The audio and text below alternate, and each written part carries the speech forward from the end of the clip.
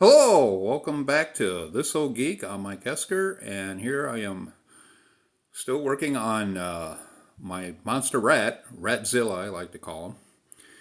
And here you can see me. This is the neck. It's just a from an oatmeal container, marking it, cutting a hole there at the head. But I'm not going to put the head on right away. I got to finish the jaw first. So this is just putting the neck on.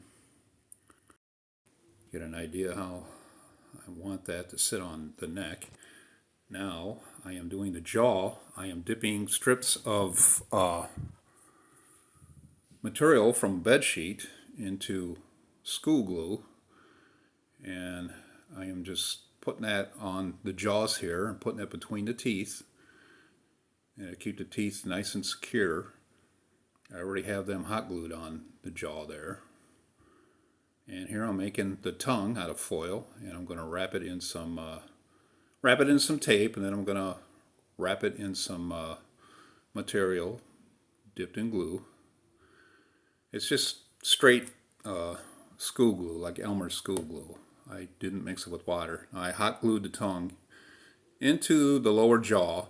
Now it's important to do the jaws separate before I connect them together, because it's going to be extremely difficult to paint it when you have that all together.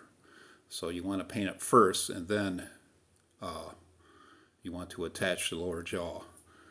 So here I want to close that up so I don't have an opening. I don't want anything going inside him. So I'm getting that all closed up.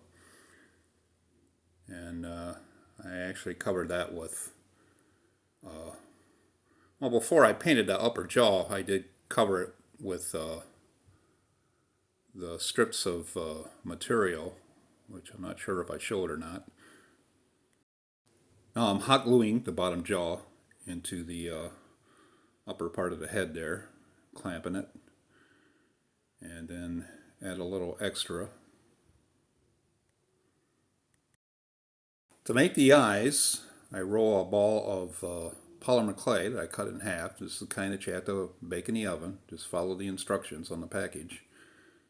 After they're done being baked in the oven, I cover them with polyurethane to make them nice and shiny. Now to do the ears, I just cut some thin cardboard into a circular pattern and just hot glue that. Now I'm hot gluing the eyes onto the head. I just crumple up some newspaper and wrap some tape around it to make the brows for the eyes. All the way around the eyes. I just tape it up. Do that on both sides, of course. And I just keep adding things so I get it to look the way that I want it to look. Now, hot gluing the ears on. Now here I'm applying the cloth that's dipped in the Elmer's glue to make the face. Do it around the jaws there, leaving a little bit of the red gums exposed. And here I'm doing the nose. I keep going until I get the head completely covered like I want it.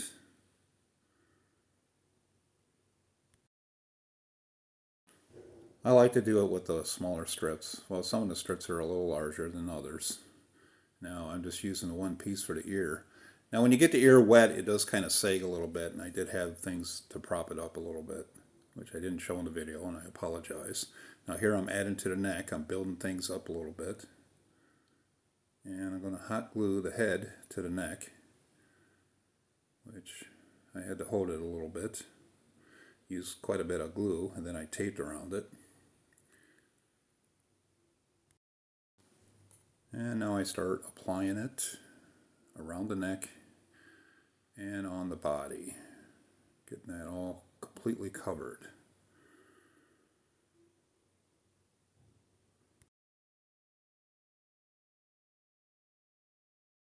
Now here, I don't know how well you can make this out. The chest pretty much collapsed, sagged a bit. You see that crease there. That's mostly because some of the paper mache was a little too thin in some areas, and that combined with the wet glue and the head, the weight of the head, just made it collapse. What I should have done was tape it first before I applied the the the material with the glue on it, the wet glue. But that's okay. I kind of like the way it looks. I like how that turned out. It kind of gives him a little more, makes him look a little more intimidating, a little more scary, I think, his posture. So I'm just going to go with that. After I let things dry on the upper body there for a while, I use a fan to speed up the drying, like I do with the regular paper mache. Just getting the foot covered here and the toes, just wrapping little strips around the toes as I do that. And I do the same thing with the, what I'm doing here, I do the same thing with the hands and the fingers. And getting the tail here, I had to apply a number of layers here so the tail doesn't keep moving, it stiffens up a little bit more. Getting that back all covered. And here, doing the fingers, just little strips, wrap them around. It's kind of tricky, but you can do it. If I can do this stuff, anybody can do this stuff. Now for the paint job, I am mixing some elephant gray with some brown. Just mixing the color up, getting it all painted. Touching up a few things here and there. This is just acrylic paint that I'm using. I always use acrylic paint. You can also use latex. Sometimes I do use latex, but I just use the cheap acrylic paint. Now you can cover him with you can do a coat of polyurethane on him if you want. I didn't do that, not yet anyway. I might, but that's something you can keep in mind, something you could do if you choose. I'm sure it'll help protect them very well. And getting the ears all painted here. Now this is the blackening technique where it's just water with a little bit of black paint.